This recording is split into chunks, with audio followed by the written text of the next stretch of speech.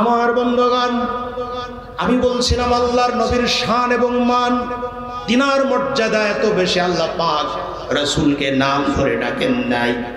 আল্লাহ রাব্বুল আলামিন তেনার রাসূলকে কোন সময় তাহা বলে ডাক দিয়েছেন। আল্লাহ পাক রাসূলকে বলছেন তাহা মা আনজালনা আলাইকাল কুরআনা লিতাশকা। আল্লাহ পাক তার রাসূলকে ইয়াসিন বলে ডাক দিয়েছেন। আল্লাহ পাক ইয়াসিন নামে একটি সূরা নাযিল করেছেন কোরআনে। আল্লাহ পাকের নবীর একটা নাম হলো ইয়াসিন। আল্লাহ পাক বলছেন ইয়াসিন, আপনাদের মুখস্থ থাকলে পড়ে প্রত্যেকটা অক্ষরে 10টা করে নেকি দেবেন কে? আল্লাহ পাক। তাহলে পড়ে ইয়াসিন ওয়াল কুরআনিল হাকীম ইন্নাকা লামিনাল মুরসালিন। আমার বন্ধুগণ, আমার রাসূলকে আল্লাহ পাক কোন সময় ইয়া আইয়ুহান নাবিয়্যু বলেছেন, কোন সময় ইয়া আইয়ুহার রাসূল বলেছেন। আল্লাহ পাক রাসূলকে বলছেন ইয়া আইয়ুহার রাসূল বাল্লিগ মা উনজিলা ইলাইকা মির রাব্বিক। জোরে বলুন আল্লাহু আকবার। অতএব আমরা লক্ষ্য করি সেই নবীকে কেন অনুসরণ করব, সেই নবীকে কেন লিডার মানব, সেই নবীর আদর্শ কেন গ্রহণ করব, সে নবী যেটা বলেছেন সেইটা কেন মানব, নবী যেটা নিষেধ করেছেন কেন সেটা বাদ দেব। কারণ হলো আমার নবীর মতো শ্রেষ্ঠ মানুষ আকাশের নিচে জমিনের পর আর একজন নাই। সুবহানাল্লাহ বলেন সকলে। আমার যুবকেরা, তরুণেরা, আমার নবী মুহাম্মদ সাল্লাল্লাহু আলাইহি ওয়াসাল্লাম তিনাকে এই জন্য মানব যেহেতু তিনি শুধুমাত্র সৌদি আরবের জন্য নবী ছিলেন না, শুধুমাত্র মধ্যপ্রাচ্যের জন্য নবী ছিলেন না, শুধুমাত্র সমসাময়িক পৃথিবীর জন্য নবী ছিলেন না, বরং আল্লাহ পাকের নবী মুহাম্মদ সাল্লাল্লাহু আলাইহি ওয়াসাল্লাম যেদিন নবুয়ত পেয়েছেন সেদিন থেকে নিয়ে কিয়ামত পর্যন্ত এই পৃথিবীতে যত মানুষ আসবে সমস্ত মানুষের নবী তিনি, যত মাখলুকাত আসবে সমস্ত মাখলুকাতের নবী হলেন তিনি। আল্লাহ পাক অন্যান্য নবীদেরকে এক একটা এলাকার জন্য পাঠাতেন। যেমন ধরে নেন বাংলাদেশের জন্য একজন নবী, ভারতের জন্য একজন নবী, সৌদি আরবের জন্য একজন নবী, আমেরিকার জন্য একজন নবী, ব্রিটেনের জন্য একজন নবী। কিন্তু আমাদের নবীকে আল্লাহ পাক শুধু আমেরিকা ইউরোপের জন্য নয়, আল্লাহ পাক শুধু এশিয়া মহাদেশের জন্য নয়, আমাদের নবীকে আল্লাহ বিশ্ব নবী বানিয়েছে। আল্লাহ পাক নবীকে বলছেন আ নবী আপনি কেমন নবী? আপনি নিজেই বলে দেন কুল ইয়া আইয়ুহান নাসু ইন্নী রাসূলুল্লাহি ইলাইকুম জামিআ। ও নবী আপনি বলুন ও পৃথিবীর মানুষেরা আমি তোমাদের সকলের জন্য নবী। সুবহানাল্লাহ বলেন সকলে। আল্লাহ রাব্বুল আলামিন তিনার নবীকে শুধু মানুষের জন্য নবী বানান নাই, বরং এই পৃথিবীতে লক্ষ কোটি প্রকার প্রাণী আছে, যত প্রাণী আছে, যত গাছ আছে, যত মাছ আছে, যত মানুষ আছে, জিন ফেরেশতা আছে, সকলের জন্য আল্লাহ পাক তিনাকে নবী বানিয়েছিলেন। আল্লাহ পাক বলেন ওয়ামা আরসালনাকা ইল্লা রাহমাতাল লিল আলামিন। ও নবী আমি আপনাকে জগৎবাসীর জন্য রহমত করে পাঠিয়েছি পৃথিবীতে। আল্লাহ পাক নবীকে সকলের জন্য নবী বানিয়ে পাঠিয়েছেন, তিনি ছিলেন বিশ্ব নবী। সুতরাং সেই নবীর অনুসরণ করতে হবে, সেই নবীর অনুকরণ করতে হবে। মা আতাকুমুর রাসূলু ফাখুযুহু ওয়া মা নাহাকুম আনহু ফান্তাহু। নবী করিম সাল্লাল্লাহু আলাইহি ওয়াসাল্লাম যা বলেছেন সেটা গ্রহণ করতে হবে, তিনি যেটা নিষেধ করেছেন তা থেকে দূরে থাকতে হবে। অথচ আজকে আমাদের চলাফেরা, আমাদের খাওয়া দাওয়া, আমাদের পোশাক পরিচ্ছদ, আমাদের লেনদেন, আমাদের ব্যবসা বাণিজ্য সব হচ্ছে পাশ্চাত্যের লোকদের মতো, আমেরিকা ইউরোপের লোকদের মতো। আজ মুসলিম এটা বুঝাই যায় না বাংলাদেশে তাকিয়ে। সম্মানিত উপস্থিতি, মুসলিমদের মেয়েরা প্যান্ট পরে, শার্ট পরে, এরপরে চুলগুলো পুরুষের মতো কাটে, আর পুরুষেরা মেয়ে লোকের মতো পোশাক পরে, আর মেয়ে লোকদের মতো চুল রাখে। নাউযুবিল্লাহি মিন যালিক। পর্দা নাই, পুশিদা নাই, আল্লাহ নাই, রাসূল নাই, পরকালে চিন্তা নাই। যুবক ছেলেরা যে কি অবস্থা, মোবাইলে টিকটক দেখে, এরপরে খেলা করে, মোবাইলে হাবি জাবি এই সমস্ত ভিডিও দেখে তাদের যৌবনকে সে নষ্ট করে ফেলছে। আজকে লক্ষ্য করুন, অনেক যুবক এখানে মাহফিল হচ্ছে, কিন্তু অনেক যুবক দেখেন চায়ের স্টলে অথবা কোনো বাঁশঝাড়ের কোণায় বসে তারা মোবাইলে খেলা করছে, হাবি জাবি তারা এই সমস্ত ভিডিওগুলো দেখছে, অথচ মুসলিম বলে দাবি করছে। এই জন্য রাসূল পাক সাল্লাল্লাহু আলাইহি ওয়াসাল্লাম খুব আফসোস করে বলছেন, রীতিনীতি তব, আমাদের এই চলাফেরা, আমাদের খাওয়া দাওয়া, আমাদের লেনদেন, আমাদের পোশাক পরিচ্ছদ, আমাদের ব্যবসা বাণিজ্য, এগুলো দেখে রাসূল পাক সাল্লাল্লাহু আলাইহি ওয়াসাল্লাম বলছেন না, একজন কবি বলছেন সুন্দর করে, রীতিনীতি তব খ্রিস্টান সব, হিন্দু তো তুমি সভ্যতাই। রীতিনীতি তব খ্রিস্টান সম, হিন্দু তো তুমি সভ্যতাই। এই কি হেসেই মুসলিম যারে ইহুদিও দেখে লজ্জা পায়। কি বলেন, কথা ঠিক কিনা? এমন প্যান্ট পরে যেটা বসে পেশাব করা সম্ভব হয় না। নাউযুবিল্লাহি মিন যালিক। বাম হাত দিয়ে বেশিরভাগ লোকেরা বাম হাত দিয়ে চা খায়, বেশিরভাগ লোকেরা বাম হাত দিয়ে বিস্কিট খায়। তার মানে উনি দেখাতে চায় আমি খুব আধুনিক, আমি খুব মানে সভ্য, আমি বর্তমান লেখাপড়া অনেক করেছি, আমি অনেক জানি।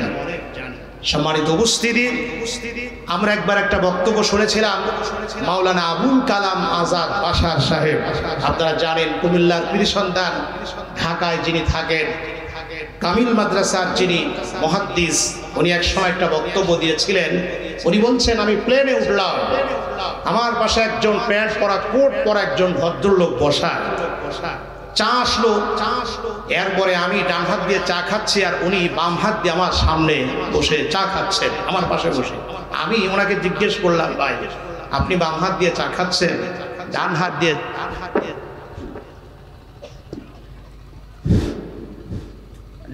দিয়ে চা খেলে এটা তো খুব ভালো হয়, কারণ বাম হাত দিয়ে চা খাওয়া ঠিক নয়। আবুল কালাম আজাদ বাশার সাহেবের বক্তৃতার মধ্যে আমি শুনেছিলাম, আপনার ইন্টারনেটে সার্চ দেবেন, হাজার হাজার ভিডিও বের হবে। অত্যন্ত জ্ঞানী একজন আলেম, উনি দক্ষ একজন বক্তা, সব জায়গায় দাওয়াত নেন। আমরা বারবার বলি আসেন, বলে চাকরি সুবাদে দূরে যেতে পারি না। তো যাই হোক, উনি বলছেন এই কথাটা, আমি শুনেছিলাম ওনার মুখ থেকে। তো বলছে আমার পাশে বসা, আমি বললাম বাম হাত দিয়ে কেন, ডান হাত দিয়ে খান। তখন ভদ্রলোক খুব রেগে গেল, বলছে আপনাদের হুজুরদের কোনো কমন সেন্স নেই, আপনারা কিছু বোঝেন না, দুনিয়া সম্পর্কে আপনাদের ধারণা নেই। তো আবুল কালাম আজাদ বাশার সাহেব বলছে, কেন? আমি তো আপনাকে ভালো পরামর্শই দিলাম, আপনাকে আমি চিনি না, তবে ডান হাতটা দিয়ে খেলে এটা খুব ভালো হতো। তো উনি তখন ওই ভদ্রলোক বলছে, মেয়া সাহেব আপনাদের সাথে আবার তর্ক করার কোনো মনই নেই, তবে আমি কথা বলি, ডান হাতও আল্লাহ সৃষ্টি করেছে, বাম হাতও আল্লাহ সৃষ্টি করেছে, তো বাম হাত দিয়ে খেলে অসুবিধা কি? তো আবুল কালাম আজাদ বাশার সাহেব উনি বলছেন, তখন আমি বাম হাতের বৃদ্ধ আঙ্গুলে ঠিক এইভাবে আমি ওনাদের দেখায় বললাম, সেটা আপনার ব্যাপার। যখন বাম হাতের বৃদ্ধাঙ্গুলি এইভাবে নাকের গোড়ায় আমি নিয়ে দেখালাম, উনি তখন আমারে খুব রাগ করে চোখ গরম করে আমাকে বললেন, আপনি আমাকে বাম হাত দিয়ে আঙ্গুল দেখালেন কেন? আপনি বাম হাত আমাকে দেখালেন কেন? তখন আবুল কালাম আজাদ বাশার সাহেব বলছেন, আমি বললাম ডান হাতও আল্লাহর, বাম হাতও আল্লাহ, তো বাম হাত দেখাইস, তাতে আপনার সমস্যা কি হলো? যাই হোক, উনি লজ্জা পেয়ে গেলেন, মানে তর্ক বিতর্ক করে নিজেকে খুব আধুনিক একটা মানুষ হিসাবে পরিচয় দিতে চাচ্ছিলেন। এরকম অনেক লোক আছে, রাসূল পাক সাল্লাল্লাহু আলাইহি ওয়াসাল্লামের সুন্নাতগুলো পছন্দ হয় না। নবী করিম সাল্লাল্লাহু আলাইহি ওয়াসাল্লাম বলছেন, মান তাশাব্বাহা বি, নবী করিম সাল্লাল্লাহু আলাইহি ওয়াসাল্লাম বলছেন যে মান তাশাব্বাহা বি কওমিন ফাহুয়া মিনহুম। এই দুনিয়ায় যাকে যারা ভালোবাসবে তার সাথে তাদের হাসর হবে। এখন আপনার যদি চয়েস হয় বাম হাত দিয়ে খাওয়া, আপনার যদি চয়েস হয় মানে ইসলাম বিরোধী কর্মকাণ্ড, তাহলে যারা ইসলাম বিরোধী মানুষ তাদের সাথে আপনার আমার হাসর হবে। সম্মানিত উপস্থিতি, এই জন্য রাসূলের সুন্নাতগুলো আমাদেরকে বেশি বেশি পালন করা উচিত। মান তামাসসাকা বিসুন্নতি ইনদা ফাসাদি উম্মতি ফালাহু আজরু মিয়াতা শাহীদ। নবী করিম সাল্লাল্লাহু আলাইহি ওয়াসাল্লাম বলেছেন, ফিতনার যুগে যে ব্যক্তি একটি সুন্নাতকে, মরা সুন্নতকে জিন্দা করবে, সে ব্যক্তি 100 গলা কাটা শহীদের সওয়াব পাবে। সুবহানাল্লাহ বলেন সকলে। প্রত্যেক প্রত্যেকটা সুন্নাত, খাওয়ার সুন্নত, পোশাকের সুন্নত, আপনার মানে ইত্যাদি রাস্তার সুন্নতগুলো আমাদের পালন করা উচিত।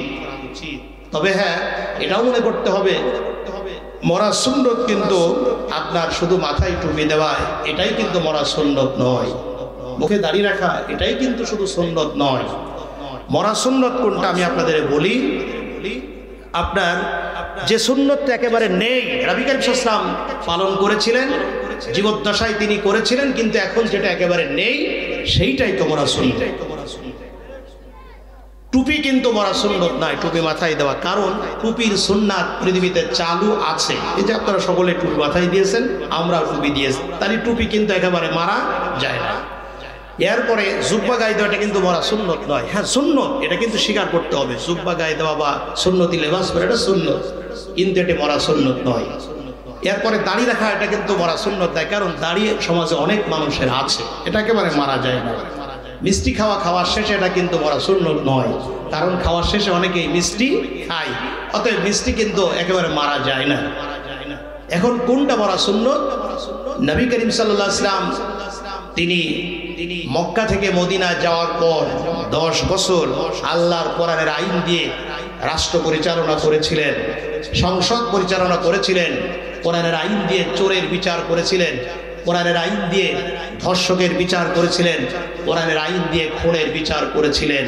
আজকে দুঃখজনক হলো সত্য, আমাদের এই বাংলাদেশ 54 বছর স্বাধীন হয়েছে, এদেশে রাসূলের সুন্নাত, দাড়িটা চালু আছে, পাগড়িটা চালু আছে, তারপরে মেসওয়াকটা চালু আছে, খাওয়ার শেষে মিষ্টি খাওয়াটাও চালু আছে, কিন্তু রাসূল যে আরেকটা সুন্নাত আল্লাহর কোরআনের আইন দিয়ে 10 বছর রাষ্ট্র পরিচালনা করেছিলেন, বাংলাদেশে আল্লাহর কোরআনের আইন একদিনের জন্য চালু হয় না। আওয়াজ দিয়ে বলুন ঠিক কিনা?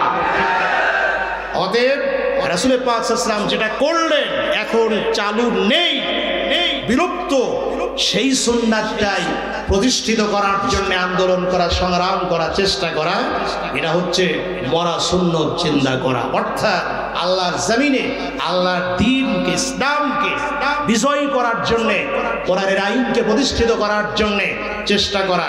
যারা চেষ্টা করছে তাদের সহযোগিতা করা, অর্থ দিয়ে, শ্রম দিয়ে, মেধা দিয়ে, সময় দিয়ে আল্লাহর দ্বীন প্রতিষ্ঠার জন্যে, কোরআনের বিধান কায়েমের জন্যে চেষ্টা করা, আন্দোলন করা, এটাই হচ্ছে মরা সুন্নত চিন্তা করা। সুতরাং এই আল্লাহর জমিনে আল্লাহর দ্বীন বিজয়ের কাজ যারা করবে, 100 গলা কাটা শহীদের সব তাদের আমলনামায় লেখা হবে। সুবহানাল্লাহ বলেন সকলে। আজকে আমার এই দেশে এই সুন্নতটি চালু নেই আল্লাহর জমিনে, বরং আল্লাহর আইন যেন চালু হতে না পারে, কোরআনের মর্যাদা যেন সমাজে প্রস্ফুটিত হতে না পারে, এই জন্যে আজ কোরআনকে অপমান করা হচ্ছে।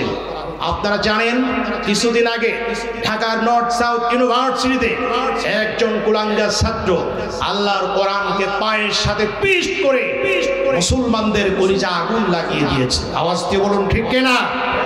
শুধু তাই না, আপনারা দেখেছেন আমাদের এই বাংলাদেশে একজন আলেমকে কিছুদিন আগে, আপনারা জানেন একজন আলেম নাম হচ্ছে মহিবুল্লাহ মিয়াজি, উনি হচ্ছেন টঙ্গীর একটি মসজিদের ইমাম সাহেব, বড় একজন বুজুর্গ। ওনাকে কিডন্যাপ করে তাকে পঞ্চগড়ে গাছের সঙ্গে 2 পা শিকল দিয়ে বেঁধে রেখেছে, 2 রাত ধরে তাকে নির্যাতন নিপীড়ন করেছে। সম্মানিত উপস্থিতি, 90% মুসলমানের এই বাংলাদেশে কোরআন অপমান হবে আর আলেমদের গায়ে নির্যাতন নিপীড়ন করা হবে।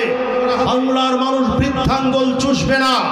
আমরা অন্তর্বর্তীকালীন সরকারের কাছে দৃষ্টি আকর্ষণ করছি, অনতি বিলম্বে ওই কোরআনের দুশমনদেরকে গ্রেফতার করে বিচার করতে হবে, তা না হলে বাংলাদেশের মানুষ জ্বলে উঠবে, আগুন নিবানোর ক্ষমতা কারো থাকবে না। আওয়াজ দিয়ে বলুন ঠিক কিনা? প্রিয় ভাইয়ের আমার, সুতরাং আসুন নবী করিম সাল্লাল্লাহু আলাইহি ওয়াসাল্লামকে অনুসরণ করতে হবে, অনুকরণ করতে হবে জীবনের সকল ক্ষেত্রে, তিনাকে ভালোবাসতে হবে। সম্মানিত ভাইয়েরা আমার, আল্লাহ রাব্বুল আলামিন তিনার রাসূলকে এই জন্য আমরা অনুসরণ করব, অনুকরণ করব। আল্লাহ পাক তার রাসূলকে তিনাকে বানিয়েছেন বিশ্ব নবী, তিনাকে আল্লাহ পাক মর্যাদা দান করেছেন, সম্মান দান করেছেন। প্রিয় ভাইয়েরা আমার, মুহাম্মদ সাল্লাল্লাহু আলাইহি ওয়াসাল্লামকে আল্লাহ পাক চরিত্রের সম্রাট বলেছেন। আওয়াজ দিয়ে বলুন সুবহানাল্লাহ। আল্লাহ পাক তার নবীকে তিনা বলছেন, দুনিয়ার মানুষ শোনো আমার নবী কেমন নবী, ওয়া ইন্নাকা লাআলা খুলুকিন আযীম। ও নবী, আমি আপনাকে মহান চরিত্রের অধিকারী করে পাঠিয়েছি। আল্লাহর নবীর চরিত্র এক পাল্লায় যদি রাখা হয়, অপর পাল্লায় যদি তাম পৃথিবীর সমস্ত মানুষের চরিত্র যদি রাখা হয়, তাহলে আমার নবীর চরিত্রের পাল্লাটাই বেশি ভারী হয়ে যাবে। আমার নবী মুহাম্মদ সাল্লাল্লাহু আলাইহি ওয়াসাল্লাম কোনোদিন কাউকে কষ্ট দেন নাই। আমার নবী মুহাম্মদ সাল্লাল্লাহু আলাইহি ওয়াসাল্লাম তিনার আগে কেউ সালাম দিতে পারেন নাই। অসুস্থ মানুষকে তিনি দেখতে যেতেন।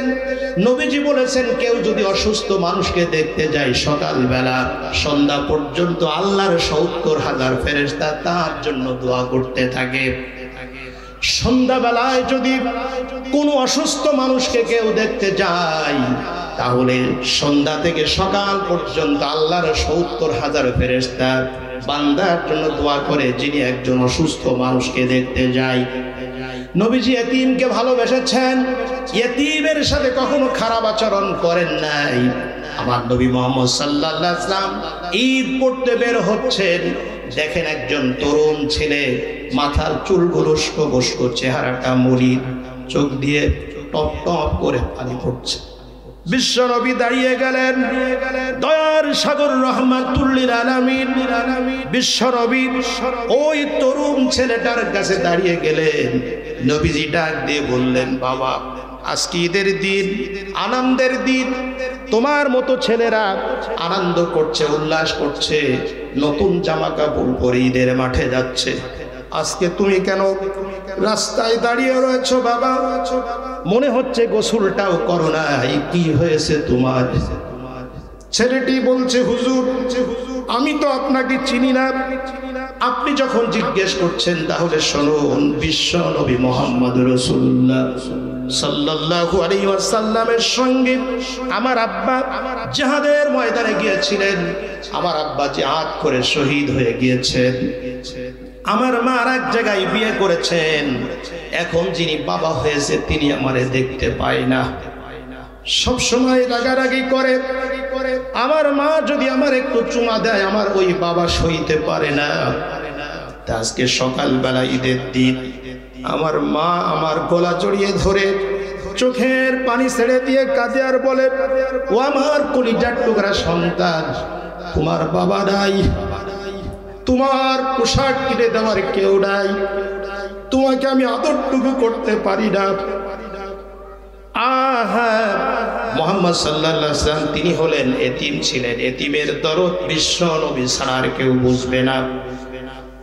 তুমি চলে যাও, আজকে যে তোমাকে পোশাক দিতে পারলাম না, আদর করতে পারলাম না, তুমি অমুক রাস্তায় গিয়ে দাঁড়িয়ে থাকবা। বিশ্ব নবী মুহাম্মদ রাসূলুল্লাহ সাল্লাল্লাহু আলাইহি ওয়াসাল্লাম অবশ্যই তোমার খোঁজ খবর নেবে। হুজুর, আমি দাঁড়িয়ে আছি বিশ্ব নবীর অপেক্ষায়। আল্লাহ নবী তখন ওই এতিম ছেলেটাকে নবীজির পরিচয় দিলেন। নবীজি ডাক দিয়ে বললেন, বাবা শোনো, আমি মুহাম্মদ রাসূলুল্লাহ সাল্লাল্লাহু আলাইহি ওয়াসাল্লাম, আজ থেকে আমি মুহাম্মদ সাল্লাল্লাহু আলাইহি ওয়াসাল্লাম তোমার বাবা হয়ে গেলাম। আয়েশা তোমার মা হয়ে গেল, ফাতেমা তোমার বোন হয়ে গেল, আলী তোমার চাচা হয়ে গেল। নবীজি এতিম সন্তানটাকে বাড়িতে নিয়ে গেলেন, সুন্দর করে গোসল করালেন, নতুন পোশাক পরালেন। বিশ্ব নবী ছেলেটাকে সাথে করে ঈদের মাঠে নিয়ে গেলেন। নবীজি সাল্লাল্লাহু আলাইহি ওয়াসাল্লামের সঙ্গে ছেলেটি পড়ল। বিশ্ব নবীর সঙ্গে দীর্ঘদিন ছিলেন। নবীজি তাকে লালন পালন করেছিলেন। সুতরাং মুহাম্মদ সাল্লাল্লাহু আলাইহি ওয়াসাল্লাম তিনি যে এতিমের সাথে ভালো আচরণ করেছেন, আল্লাহ পাকের নবী এটাই বলতে যাচ্ছে, তোমরাও এতিমের মাথায় হাতটা বুলিয়ে দাও। এতিমের মাথায় যদি আমরা হাত বুলিয়ে দেই, এতিমের মাথায় যত কয়টা চুল আছে, আমার হাতের নিচে যত কয়টি চুল পড়বে, সেই কয়টি নেকি আল্লাহ পাক আমাদের আমলনামায় দান করবে। আওয়াজ দিয়ে বলুন সুবহানাল্লাহ। ওমা আরসালনাকা ইল্লা রাহমাতাল লিল আলামিন। তিনি ছিলেন বিশ্ববাসীর জন্য রহমত। আমার তরুণ ভাইরা, আমার যুবকেরা, আমার পর্দার আড়ালের মায়েরা, আমার মুরব্বীরা, আল্লাহ নবী বিশ্ব নবী তিনের চরিত্র কেমন ছিল? মুহাম্মদুর রাসূলুল্লাহ সাল্লাল্লাহু আলাইহি ওয়াসাল্লামের বাড়িতে একজন ইহুদি ছেলে গিয়ে বলল, ইয়া রাসূলুল্লাহ সাল্লাল্লাহু আলাইহি ওয়াসাল্লাম, আপনি চলুন আমাদের বাড়িতে দাওয়াত খাওয়ার জন্য চলুন। নবীজি মুহাম্মদ রাসূলুল্লাহ সাল্লাল্লাহু আলাইহি ওয়াসাল্লাম ওই ইহুদির ছেলের ডাকে ইহুদির বাড়িতে গেলেন। নবীজি যখন ইহুদির বাড়িতে পৌঁছে গেলেন, তখন ইহুদি মুহাম্মদ সাল্লাল্লাহু আলাইহি ওয়াসাল্লামকে ডাক দিয়ে বললেন, আপনি কেন আমার বাড়ি এসেছেন? আসার কারণ কি? আল্লাহ নবী সাল্লাল্লাহু আলাইহি ওয়াসাল্লাম বললেন, কেন ইহুদি, তোমার ছেলে তো আমার বাড়ি গিয়ে আমাকে দাওয়াত করে এসেছে, আমি দাওয়াত পেয়েছি বলেই তো তোমার বাড়ি এসেছি। ইহুদি ডাইরেক্ট বিশ্ব নবীকে অপমান করলো। নবীজিকে ডাক দিয়ে বলল, না না, আপনাকে দাওয়াত করি নাই, আপনাদের শরম লাজ কিচ্ছু নাই, আপনারা বিনা দাওয়াতে মানুষের বাড়িতে আসেন, আপনি আমার বাড়ির থেকে চলে যান। এর থেকে অপমান আকাশের নিচে জমিনের উপরে আর হতে পারে না। আপনারা আমাকে দাওয়াত করেছেন আজকে, হঠাৎ করে যদি আমি এখানে ঢুকলাম আপনাদের বাসায়, আর যদি আপনারা আমারে বলেন না আপনারা দাওয়াত করি না, এখানে আসছেন কেন, এর থেকে অপমান জমিনের উপরে আরেকটি হতে পারে না। নবী করিম সাল্লাল্লাহু আলাইহি ওয়াসাল্লামকে ইহুদি অপমান করলো, যান আপনি চলে যান, আমরা আপনাকে দাওয়াত করি নাই। বিশ্বনবী জনাবে মুহাম্মদ রাসূলুল্লাহ সাল্লাল্লাহু আলাইহি ওয়াসাল্লাম, দয়ার সাগর, করুণার সিন্ধু, রাহমাতুল লিল আলামিন, তিনি ইহুদির বাড়ি থেকে চলে গেলেন কয়েকজন সাহাবীকে সঙ্গে করে নিয়ে। দ্বিতীয় দিন আবার ইহুদি তার ছেলেকে বলল, বাবা আজকেও যাও, মুহাম্মদ সাল্লাল্লাহু আলাইহি ওয়াসাল্লামকে দাওয়াত দেওয়ার জন্য যাও। ইহুদির ছেলে দ্বিতীয় দিন আবার নবীজির বাড়িতে গেলেন।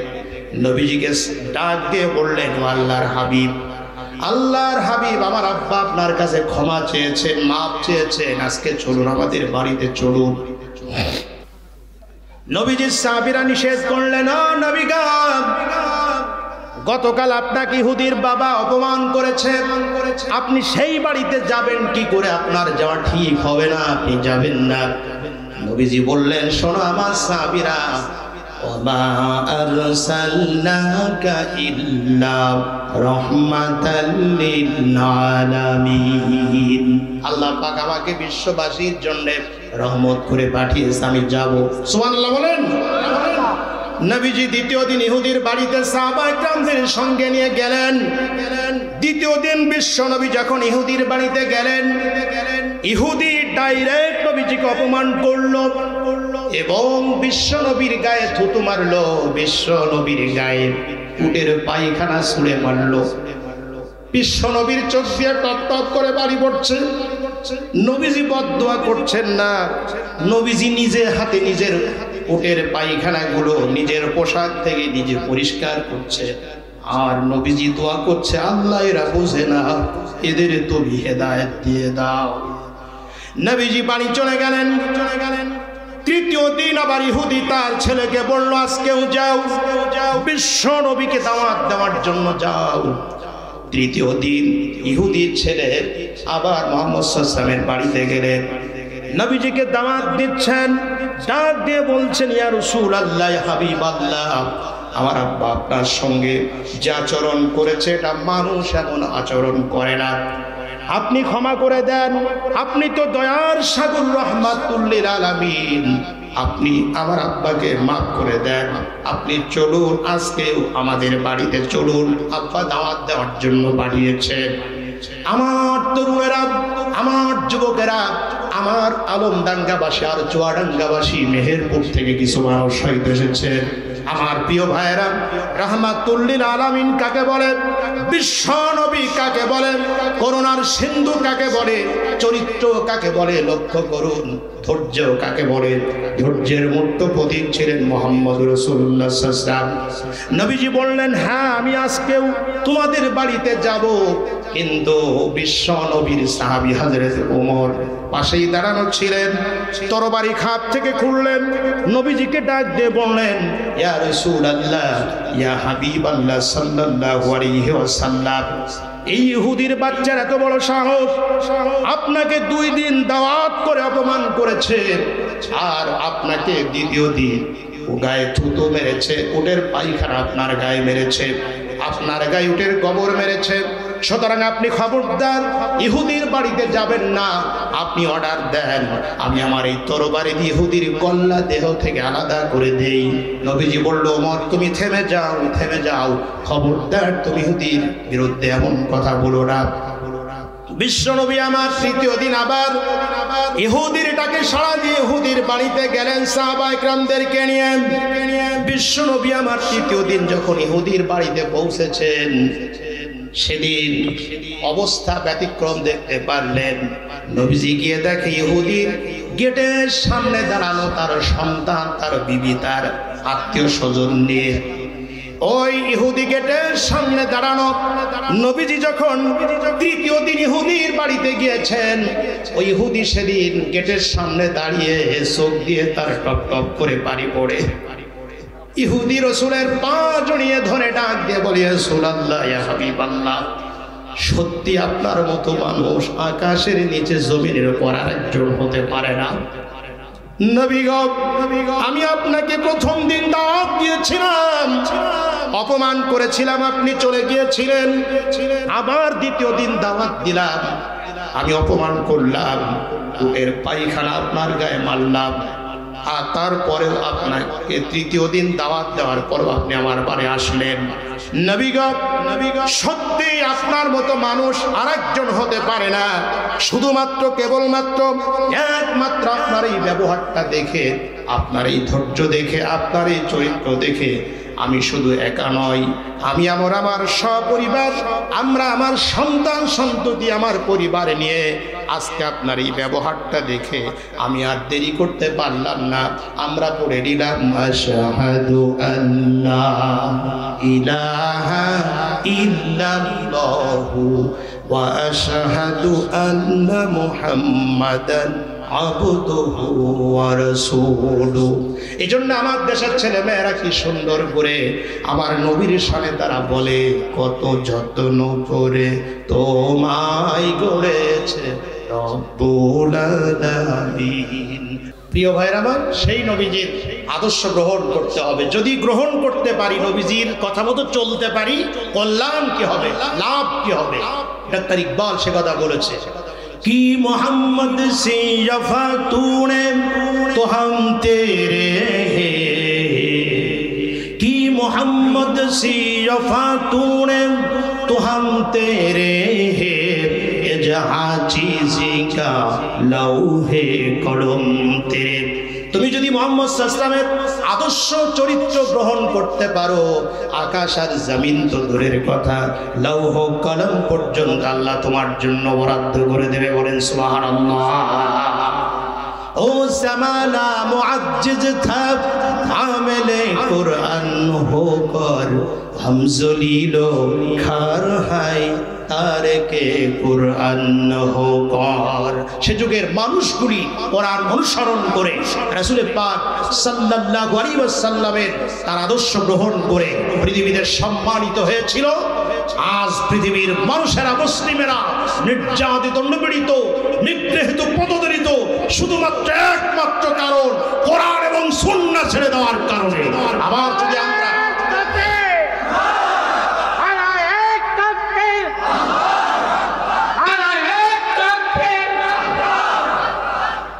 যদি আমরা এই পৃথিবীর সম্মান ফিরে পেতে চাই, এই পৃথিবীতে মর্যাদা যদি পেতে চাই, তাহলে আসতে হবে কোরআনের কাছে, আসতে হবে রাসূলের সুন্নাহর কাছে। কোরআন ছাড়া পৃথিবীতে শান্তি প্রতিষ্ঠিত হয় নাই, হবে না। কোরআনের বিধান যদি সমাজে চালু হয়ে যায়, চুরি বন্ধ হবে, জেনা বন্ধ হবে, ডাকাতি বন্ধ হবে, বেহাপনা বন্ধ হবে, চাঁদাবাজি বন্ধ হবে, টেন্ডারবাজি বন্ধ হবে, খাদ্য বস্ত্র বাসস্থান শিক্ষা চিকিৎসা মানুষের মৌলিক চাহিদা পূর্ণ হবে, সোনালী সমাজ তৈরি হবে, কোরআন প্রতিষ্ঠিত হবে। আওয়াজ দিয়ে বলুন ঠিক কিনা?